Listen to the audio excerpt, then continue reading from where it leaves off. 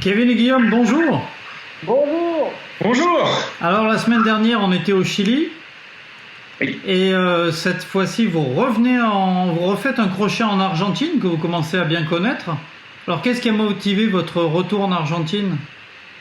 C'est surtout les conseils de notre ami Michel que nous avons rencontré tout début de l'Argentine, un petit peu après Buenos Aires. Il nous avait déjà très fortement recommandé cette route pour rejoindre Salta. Et après, c'est une route, la Ruta 40, c'est la route symbolique de l'Amérique du Sud. Donc on était obligé d'y passer. Et vraiment, on n'a pas regretté parce on a croisé des paysages incroyables sur le nord Chili, le nord argentin. Et pour nous donner une idée, un peu ces paysages, ça ressemble à quelque chose que l'on connaît. C'est désertique, c'est plein de végétation.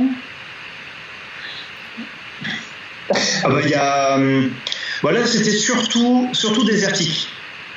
C'était parce que au Chili on avait pas mal de verdure, enfin il y avait pas mal d'humidité, mais dès qu'on a passé la frontière, donc on était à 3000, un peu plus de 3200 mètres d'altitude, dès qu'on a passé le côté argentin, on retrouve ce jaune, cette roche là qui s'effrite, c'est très, on le sent tout de suite, là, c'est désertique.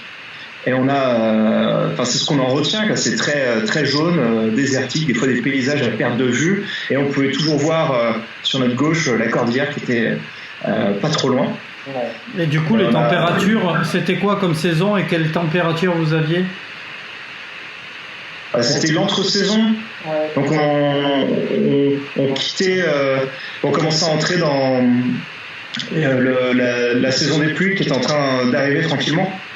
Mais on n'y était pas, totalement. Ça allait. On quittait la saison des pluies pour arriver sur la saison sèche. On était en juillet. Et après, on a eu la saison sèche en Bolivie. Donc c'était plutôt la saison sèche. Mais du coup, vous aviez pas trop chaud dans le désert, là? Ah non, pas du tout. Jamais eu. On avait froid, mais on avait globalement froid. Non, mais ça m'étonne pas. Ouais. La journée, en fait, le soleil tape fort. C'est quand même, mine de rien, on se rapproche de l'équateur. Mais le froid, dès que le soleil part, même quand il y a des nuages, etc., on avait froid, on avait assez frais. Ah ouais, ça m'étonne pas. En fait, moi j'ai eu plusieurs expériences dans le désert et j'ai au final plus de souvenirs d'avoir eu froid que d'avoir eu chaud. Ouais. Surtout la nuit. Et puis un point, du coup, ce qui nous est arrivé et qui était inattendu en rentrant en Argentine, c'est que on a pu voir l'éclipse solaire qui était donc c'était début du mois de juillet. Elle était prévue et puis nous on arrivait donc dans ces zones où donc déjà on était légèrement en altitude et puis en plus c'est des régions où on peut observer des étoiles comme jamais. Donc on était au bon endroit pour la voir. Puis en plus l'histoire, ce qui fait qu'on a pu observer cette éclipse solaire, déjà c'était des panneaux qui étaient affichés le long de la Ruta 40 et c'était assez on se demandait mais qu'est-ce qui se passe ici. On voyait ces panneaux qui disaient tiens il va y avoir un éclipse et on s'arrête pour demander de l'eau à un endroit parce qu'on n'avait plus nous commençait vraiment à manquer de flotte et puis la prochaine ville était quand même assez loin. Puis un monsieur qui arrive avec son bidon de 5 litres qui nous donne de l'eau, on est très content, on commence à discuter avec lui et il nous apprend que lui il est en train de travailler sur cet endroit pour créer un petit observatoire pour l'éclipse solaire. Donc il nous dit que l'éclipse solaire est dans 5 jours et que si on veut on peut rester chez lui ces 5 jours et observer l'éclipse solaire ensemble. Donc on s'est retrouvé chez Javier et toute sa famille à les aider à organiser cet événement parce que lui il travaillait pour la municipalité et on a pu voir tous ensemble l'éclipse solaire en plein désert. Mais du coup c'est quelque chose qui vous passionne le domaine des étoiles et tout ça, ou alors vous l'avez fait pour lui faire plaisir? Non, à la base, ça n'y avait pas de véritable passion, et c'est ça qui est incroyable. Mais c'est que lui, il nous a fait comprendre qu'il fallait qu'on se passionne. Donc, c'est resté. C'est sûr qu'après, on a vite compris que c'est un événement exceptionnel. Et après, je pense que tout ce qui concerne les étoiles et l'observation finalement de tout ça, on s'y est très vite intéressé parce qu'on a compris, déjà, on voyait à l'œil nu des magnifiques choses, et on a compris que c'était le spot, probablement, il y a plusieurs spots dans le monde, mais là, ça fait partie des spots très importants. Il y a énormément de centres d'observation des étoiles, donc on prend vite goût, et puis on voit ça tellement rarement dans notre vie que c'est extraordinaire, les vivre ça. Bah ouais, c'est clair. Et du coup, c'était à la hauteur de ce que vous espériez? Oh, je n'aime pas. C'était fou. C'est vrai? Vraiment malade. Ouais, c'était assez incroyable. Je crois que ça a duré. Alors, concernant l'équipe solaire, ça a duré 2 minutes, 3 minutes. Ouais, c'est ça. Enfin, le 3 minutes, c'était vraiment le plein. Et puis après, il y a les zones de transition. Bien sûr. Donc, vous êtes en plein jour. Il y a l'éclipse et ça devient la nuit pendant 3 minutes. Et tu vois en fait que c'est une éclipse totale, donc tu vois tout le livret autour de la Lune. Et là, ça c'est une claque, quoi. Et tu vois, il fait nuit, mais un nuit argenté, c'est assez bizarre. Il y a une couleur argentée un petit peu partout. Et après, quand le soleil réapparaît, on part sur du doré et ça remonte progressivement. Et bam, tout d'un coup, il refait chaud. Parce qu'on avait mis nos manteaux. Oui. Après, c'est vrai. Quand le soleil, ça froid. Ça n'a pas du tout. Alors, on sait qu'en Amérique du Sud, les Incas, bon, c'est bien plus haut, mais croient beaucoup aux temples, enfin les temples du soleil et tout ça. Est-ce que au Chili, on retrouve des répercussions? Est-ce que les gens faisaient des allusions à des trucs mystiques qui vous auraient fait sourire? Ils étaient un peu croyants, mais non, on n'a pas entendu d'histoire mystique autour de ça. C'était un grand événement parce que nous on était vraiment à l'endroit où on pouvait le voir à 100%. On était parfaitement alignés avec la Lune. Mais non, il n'y avait pas de... Ils n'ont pas égorgé de poulet pendant votre présence? Non, pas en tout cas. Mais ça doit.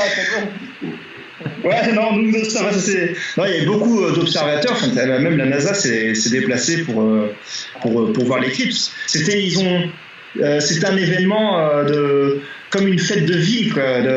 En tout cas, là où on était, c'était perçu comme ça. C'était le gros événement. Il y avait même un stand avec de la musique. Enfin, ils ont des caméras de télévision étaient là pour capter l'événement. Non, c'était la fête. Et tout à l'heure, vous disiez que vous aviez aidé vous aviez aidé votre hôte à organiser, mais du coup, vous avez tenu un stand, vous avez été présenté comme les Français qui sont venus voir l'éclipse.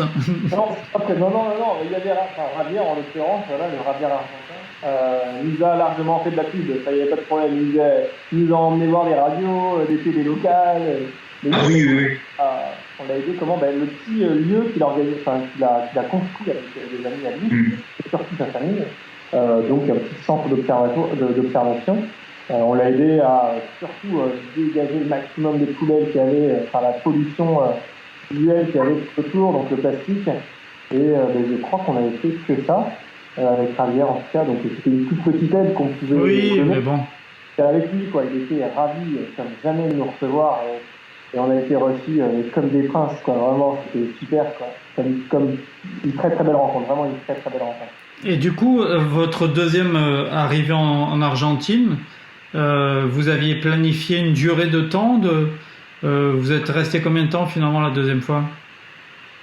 La deuxième fois, on est resté, j'ai 2 mois. Non, ça devait, c'est à peu près ça. Pardon? Tu dois pas être non, je pense que c'est ça aussi avec 2 mois. Et puis ce qui nous... là on était un peu pris par le temps parce qu'on devait vite rejoindre Salta. C'est 2 autres personnes qui ont rejoint l'aventure à Partitola. Donc il y avait Maïwen et Alice.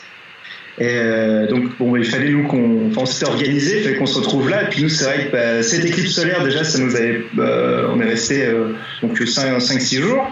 Et puis après il y avait tellement de choses à voir sur la Ruta 40, des canyons, des paysages assez magnifiques.